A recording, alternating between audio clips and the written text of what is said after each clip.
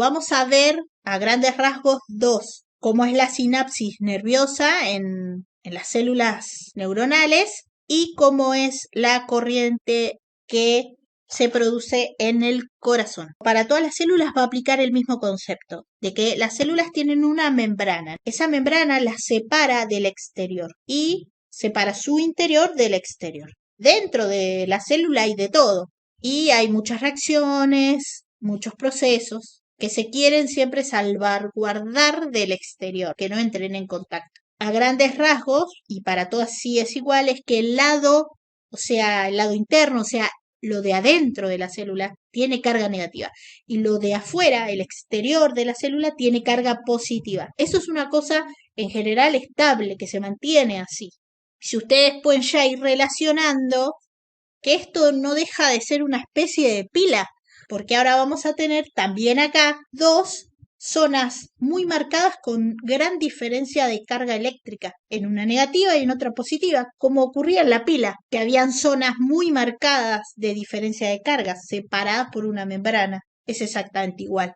Entonces, esa gran diferencia de cargas en un lado y en el otro me da a mí la posibilidad de que haya una variación de energía potencial. Esa variación analizada por unidad de carga es la diferencia de potencial. Entonces, gracias a las membranas que separan a la célula, que les permiten tener características distintas al interior de la célula y al exterior, es que hay una diferencia de potencial. Y esa diferencia de potencial en estas células nerviosas, como en el corazón, van a ser los impulsores. Recuerden que en el otro video yo les había dicho, todo empieza en la fuente. Fuente es pila, batería, y acá la fuente no deja de ser la célula, que tiene, si lo queremos llevar a grandes rasgos, tiene la misma característica. En este caso, lo que cambia es que ya no tenemos electrones, sino que tenemos iones, que los iones eran especies con carga eléctrica, negativa o positiva. Esta gran diferencia le da la característica a la membrana de tener un potencial de membrana fijo. ¿Qué es lo que puede pasar? Que debido a un estímulo empiecen a, por ejemplo, entrar cargas, a cambiar la distribución de las cargas. Entonces, al cambiar esa distribución, ocurre una despolarización de la membrana en esa zona donde cambió la distribución. Y eso es lo que da el puntapié a que se puedan transmitir todas estas variaciones a lo largo de toda la célula. Esto aplica para todas. ¿Qué va a pasar? Que la membrana, si bien es algo cerrado, ¿no?, que está conteniendo a la célula, sí tiene partes en donde tiene canales o bombas. Los canales los podemos asociar a los túneles, por ejemplo. Decir, bueno, un canal es como los túneles que nosotros tenemos, que me permiten cruzar de un lado al otro tranquilamente. Y las bombas ya son algo más especializado, ya son como un conjunto de unas moléculas que tienen una determinada forma y que permiten el pasaje hacia adentro o el pasaje hacia afuera de determinadas especies, o sea, de determinados iones, no de todos libremente. Cada célula va a tener sus propias bombas, dependiendo qué tipo de célula es y del proceso que lleva adelante. Por eso es que no se puede generalizar, pero sí se puede asegurar que todas las células tienen bombas y canales. Eso sí, porque son los sistemas que les permiten hacer el intercambio. Es muy necesario que una célula haga un intercambio con su entorno porque necesita del entorno que le lleguen cosas y también necesita expulsar hacia afuera cosas para permitir el correcto funcionamiento de esa célula y a la vez, siempre poniendo en contexto, esa célula está con otras células, forma un tejido y así, a la vez un órgano. A su vez, todo esto permite el correcto funcionamiento de ese conjunto de células. Se mantiene siempre constante la diferencia que hay en la distribución de las cargas del lado interno y externo. Eso en un principio cuando está en reposo. Ahora, si viene un impulso, ahí se activa este sistema. Para hablar concretamente de las neuronas, lo que hay que tener en cuenta es un esquema general de cómo es una neurona. Esta que está representada acá es un esquema básico de un tipo de neurona. Hay muchos tipos. Y lo que podemos ver es que tiene una parte que se llama cuerpo o soma. que es esta partecita de acá donde le sale el núcleo. Bueno, es todo esto y contiene siempre al núcleo de esa célula. Obviamente el núcleo tiene funciones, tiene tipo de moléculas, de todo. Después, estas ramificaciones que salen del cuerpo de esa neurona se llaman dendritas. Son ramificaciones chiquitas que tienen la función de captar los impulsos que vienen del exterior. Y después vamos a tener una ramificación que es larga, que es la principal, que se llama axón. Esa ramificación es la encargada de transmitir por todo su cuerpo el impulso nervioso y lo lleva hasta el término. Lo que figura acá como terminal axónica es el término del axón, que se caracteriza por tener unos botones sinápticos. Es la forma simplemente, por eso se llama así. Ahí en esos botones hay un montón de moléculas que van a salir hacia el exterior para cumplir una función determinada si reciben la señal esta que estamos hablando. Acá podemos ver que el cuerpo del axón tiene estas cositas amarillas acá. Esto es un conjunto de proteínas que se depositaron ahí, formando todo un recubrimiento. Por eso se llama vaina de mielina, esta parte. Pero no es un continuo, sino que son por partes y entre vaina y vaina hay un pequeño espacio que no está recubierto. Adentro de estas vainas, bueno, hay unas celulitas especializadas que se llaman células de Schwann, que esa es la persona que las caracterizó. Ustedes si quieren pueden averiguar más de esto, qué funciones tienen. Pero en un principio, con que ustedes sepan que el axón es el que está por partes recubierto y por partes está libre. Esto es fundamental para entender cómo es la propagación del impulso nervioso. Entonces, en un principio, cuando no está pasando nada, la membrana de la célula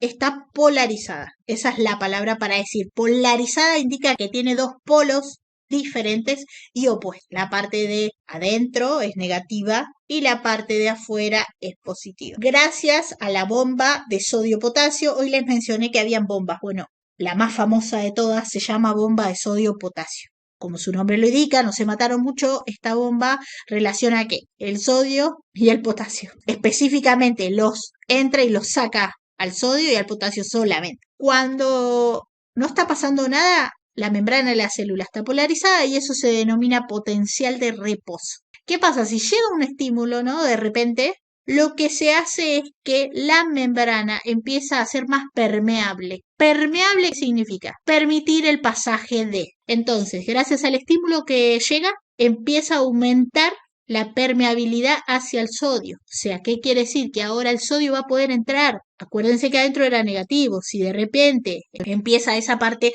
a quedarse positiva ahora y cambia la polaridad en ese punto, quedando ahí súper positiva en esa zona. A este fenómeno inicial se le llama potencial de acción, que es lo que promueve la posterior conducción de la electricidad. Siempre tiene que haber un potencial de acción, que es el pasaje inicial de ciertos iones para alterar el potencial de reposo que tiene esa membrana de esa célula específicamente.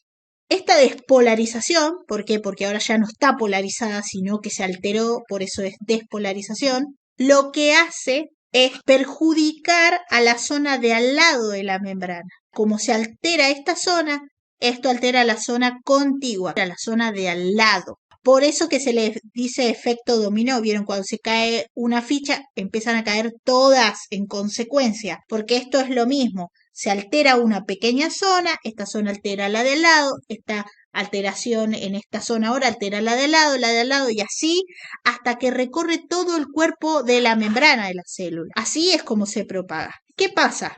Vuelvo a la imagen de acá. Imagínense ustedes si tiene que esta membrana despolarizarse completamente hasta que llegue hasta acá al último, con lo largo que es. Tardaría muchísimo tiempo en hacer todo ese recorrido. Entonces, para eso es que está la existencia de estas vainas de mielina y de estos espacios, porque el impulso que acaba de ocurrir, como esta despolarización, va a ir saltando. Por eso se dice que es saltatorio, porque va a saltar de acá a este espacio. De este espacio va a saltar hasta este otro espacio. De este espacio hasta este y así va a ir saltando. Por eso no recorre la totalidad del cuerpo del axón. Al hacer esto lo hace súper rápido, porque no tiene que despolarizarse completamente, sino por zonas. Hasta que llegue a lo último. Cuando llega hasta acá, hasta esta última parte de los botones, ahí, bueno, altera esa parte y se liberan las moléculas que están almacenadas ahí esperando para hacer alguna función. Gracias a esas vainas que actúan entonces ahí como aislantes, porque ellas no permiten el traspaso del impulso nervioso, son como los aislantes que veíamos antes, los no metales, que a través de ellos la corriente no puede pasar. Esto es lo mismo. Esas vainas están justamente para que por ahí la electricidad no pase, sino que tenga que dar saltos. Y eso le permite ser tan rápida. Ustedes recuerden que todo lo que sea relacionado con el sistema nervioso tiene que ser rápido, porque de ahí es que salen todas las señales y todo para que nuestro cuerpo funcione bien. Entonces tiene que ser súper rápido. Los iones importantes entonces que están relacionados con este mecanismo son el sodio y el potasio como iones positivos, o sea, cationes. Y el ion negativo súper importante que está enlazado con esto es el cloro, que en general nosotros no lo vemos. Ahora, la conducción eléctrica del corazón. Para que podamos entender un poquito cómo ocurre, primero veamos a grandes rasgos cómo es el corazón humano, una representación súper simple.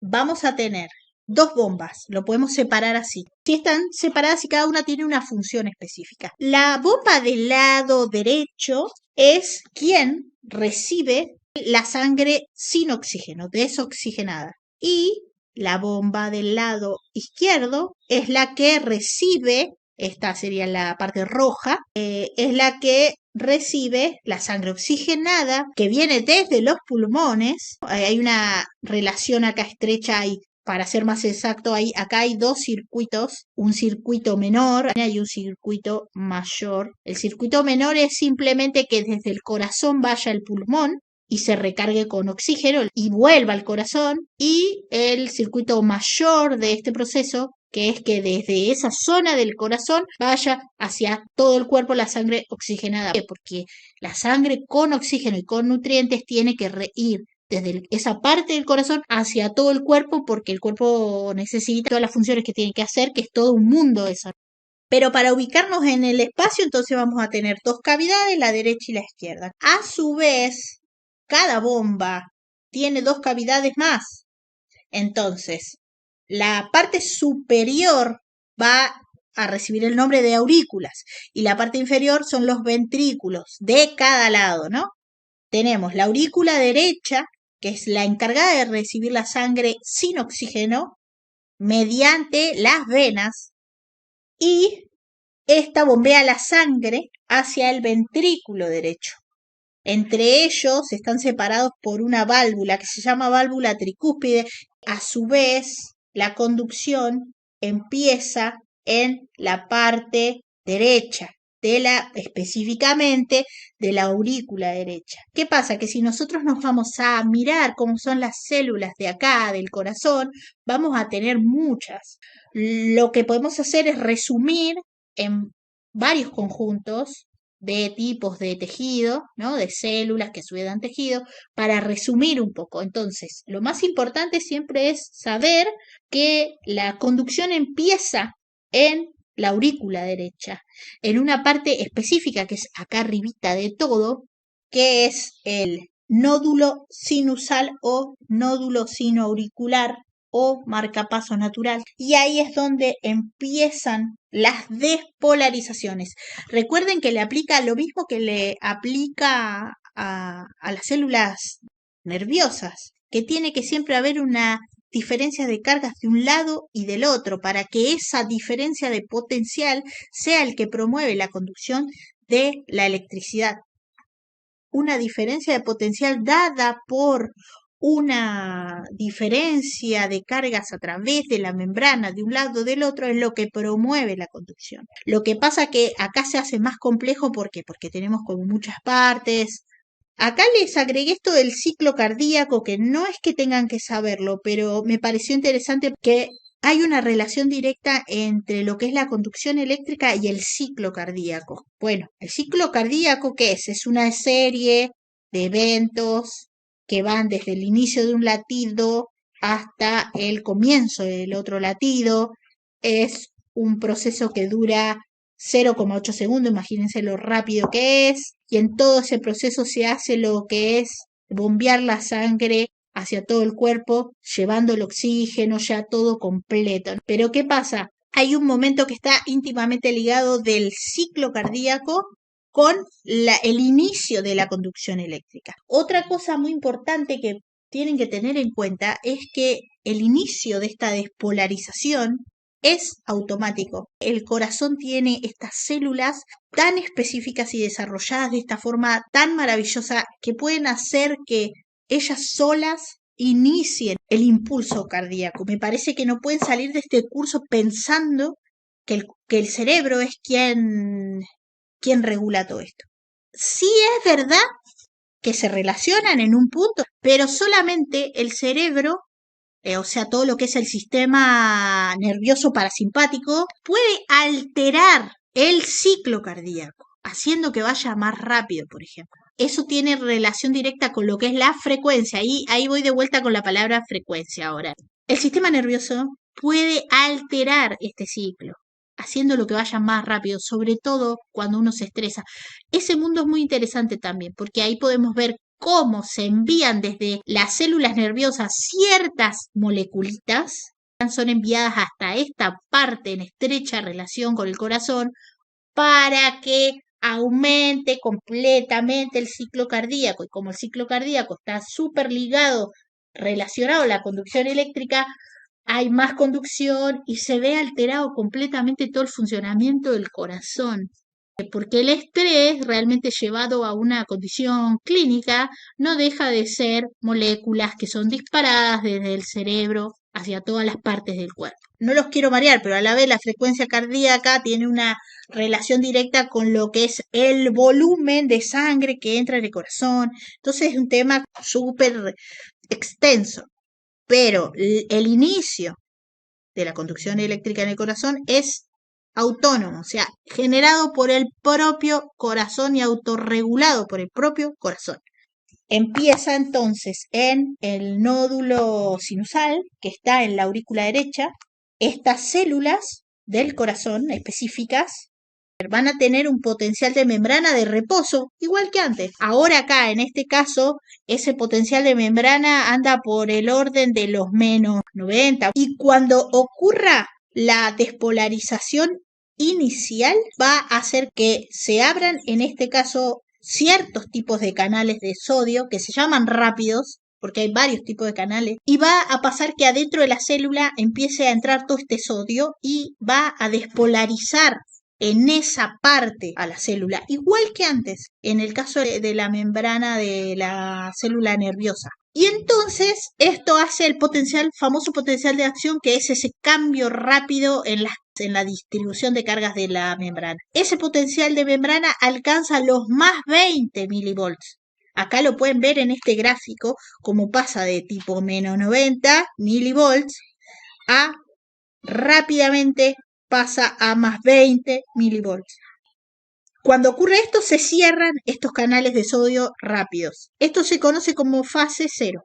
Luego, seguido, y está todo súper rápido, instantáneamente le sigue la fase 1, en donde empieza la repolarización de esa zona, porque ya que pasa a la siguiente zona. Se cierran completamente estos canales de sodio y se abren los canales de potasio, para que los potasios salgan de la célula. En el interior de la célula ahora va a haber mucha carga positiva debido a que se metieron los sodios. Bueno, pero esa carguita se va a amortiguar un poco debido a la salida de potasios. En la fase 2, lo que ocurre es que está lo que se llama la meseta, lo que pueden ver como que la curva se queda media plana por unos milisegundos. Eso se da debido a la apertura de los canales de calcio. Acá, en lo que es impulso de la corriente eléctrica en el corazón, los más importantes son los iones de calcio.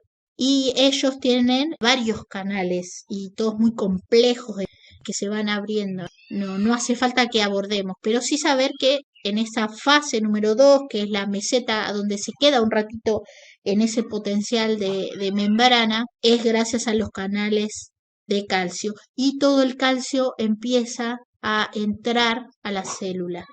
Luego, en la fase número 3 ya ocurre lo que es la repolarización de la membrana.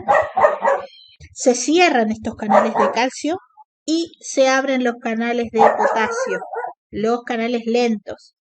Así es que lentamente se va a recuperar el potencial de membrana inicial que tenía.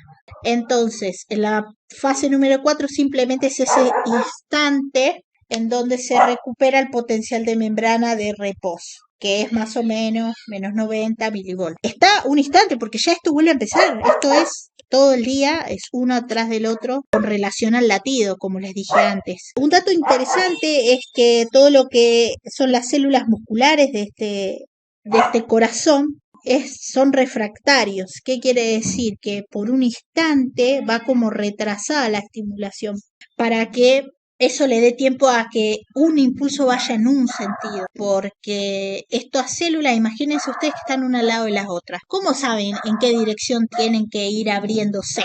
Bueno, gracias a este sistema refractario que los caracteriza, es que pueden ir en una sola dirección. Porque no puede volver a reexcitarse una zona que hace un ratito, digamos, hace unos segundos, acaba de ser excitada. Eso evita que pueda volver a excitarse. O sea, unos canales de calcio abren a los canales de calcio que están al lado, pero ellos como acaban de sufrir una excitación, por eso se abrieron los canales, no pueden volver a sufrir esa excitación. Eso evita que vayan en los dos sentidos. Y esto explica una enfermedad, una cardiopatía que tienen muchas personas, en donde se ve alterado este sistema y la dirección de avance del impulso nervioso no va en el sentido que tiene que ir, sino que va en sentido contrario. Esa es una famosa arritmia que claramente produce la muerte, porque va en el sentido contrario al que debería ir. Entonces, empieza en el lado derecho, arriba, y va pasando hasta que llegue hasta acá abajo, que son las últimas celulitas que tenemos, que son las últimas que reciben la excitación. ¿Qué es lo que va a pasar también en otras personas? Las que seguro escucharon que tienen un marcapasos artificial, que a estas personas les empezó a fallar el marcapasos natural que tiene, que eso es este nódulo sinoauricular propio del corazón.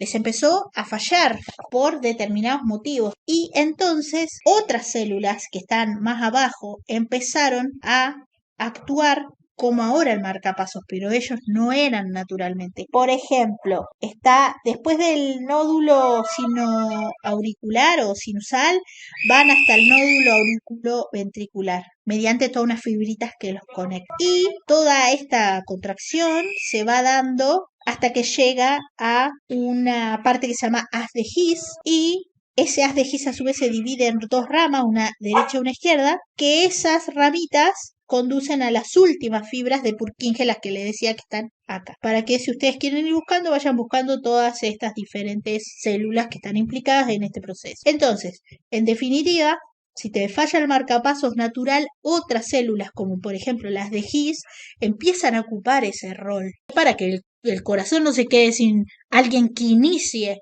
la contracción, pero como ellos no son el responsable, van a producir una conducción menor y en definitiva una contracción diferente, y entonces vos ya no vas a poder estar en la normalidad que tenés que estar. Supónganse que para una persona adulta está estipulada de 75 kilos, creo, ¿no? De tanta condición física, 100 latidos por minuto. Si vos no tenés tu principal marcapaso, el único marcapasos natural que tenés que tener, no vas a estar en los 100 latidos por minuto, vas a estar mucho menos. Eso altera completamente todo tu organismo, porque esos 100 latidos son los que se necesitan para que se vuelva la cantidad de sangre a todo el cuerpo, con todos los nutrientes, con todo el oxígeno, y en definitiva está todo conectado. Entonces, si vos tenés menos latidos, vas a sufrir las consecuencias de que te llegue menos sangre, con menos nutrientes, con menos todo el tiempo. Tu cuerpo se va a deteriorar. Por eso es que las enfermedades del corazón son tan importantes y relevantes en nuestra sociedad y tan frecuentes también. porque este corazón puede sufrir muchas alteraciones a todos los niveles y problemas en todo tipo de cosas. Por ejemplo, hoy yo les mencionaba estos tabiques que hay acá separando, por ejemplo, la aurícula del ventrículo. Hay un tabique, ¿no? Que es como que si fuera una puertita, lo podemos ver. Las puertitas se abren en una dirección solamente, no se pueden abrir en la otra dirección. Cuando las puertas estas se abren en la dirección contraria que tienen que abrirse, eso es un problema enorme también. Luego tenemos que el electrocardiograma, y con esto ya terminamos, que podemos ver la representación gráfica de la actividad eléctrica de la que estuvimos hablando en función del tiempo. Entonces, se grafica directamente cuando la electricidad va a pasar por cada célula del corazón. Primero va por las fibras auriculares, luego las ventriculares, y también se puede ver en qué tiempo se produce dicha actividad en cada parte, en cada aurícula, en cada ventrículo. Entonces, si hay un problemita, uno ya puede identificar dónde es. Entonces, lo que vamos a tener acá, les quiero mostrar primero el electrocardiograma, que son toda esta serie de cuadraditos. Estos cuadraditos no estaban puestos al azar, sino que en el eje X representan el tiempo y que sobre el eje Y representan los milivolts, o sea, la diferencia de potencial. Entonces, acá ya vamos a entrar a la parte enteramente de la teoría. Tenemos las ondas y segmentos. Como ondas vamos a tener a las que representan a las despolarizaciones y a las repolarizaciones que se producen en cada parte del corazón. Representan entonces cuando se cambió la polarización, cuando empezaron a entrar todos estos sodios, estos potasios, estos calcios, todo eso, y cuando empezaron a salir o cuando dejaron de entrar y se recuperó el potencial de membrana de reposo. Y esas serían lo que son ondas. Y lo que son segmentos son esas líneas, porque ahí acá ustedes pueden ver eso, que hay las ondas, la partecita de los picos y luego las líneas. Los segmentos son las líneas rectas que representan las pausas antes de que se produzca una despolarización o repolarización. Como segmentos solamente hay dos, el PR y el ST. Los intervalos son la unión de las ondas y los segmentos. Y también hay solo dos intervalos, el PR y el QT. Entonces, en cuanto a aurículas, tenemos las ondas P, que representan la despolarización de la aurícula en cierta zona de la célula, sí, ¿no? Para irse más a detalle. Entonces, cuando el nódulo sinusal, que es donde empieza, envía la primer descarguita eléctrica, empieza la despolarización a pasar por todas estas fibras auriculares. Eso está representado en la onda P. Luego, en cuanto a lo que es ventrículo, ya vamos a tener a la onda del complejo QRS, a la onda T y a la onda U, que esto ya va a hablar de cuando esa despolarización inicial ya fue pasada a la parte de los ventrículos y atraviesa todas las fibras características. Entonces, en definitiva, cada una muestran el pasaje por cada parte de las distintas células del corazón. Después tenemos el segmento PR, que es el paso de la actividad eléctrica por el nódulo sinoauricular y representa lo que yo les decía, esto del retardo fisiológico, de que no se da todo en simultáneo, porque si no eso haría que fueran en las dos direcciones, sino que primero se contrae la aurícula y después se contraen los ventrículos. Por eso no me quiero ir mucho al detalle, pero en el latido cardíaco se ve como este retraso, este retardo, está asociado con la cantidad de volumen que pasa. O sea, cuando se contrae la aurícula, primero libera una cantidad de volumen de sangre, que no es total, sino que es al 75%, por ejemplo, y después se libera la otra cantidad y lo va haciendo por partes. También está en relación con eso, pero en general este retraso lo hace para que se garantice que esto va en una sola dirección, desde aurículas contrayéndose a luego después ventrículo contrayéndose, y de ahí, gracias a esos ventrículos que se contraen, sale para todo el cuerpo la sangre.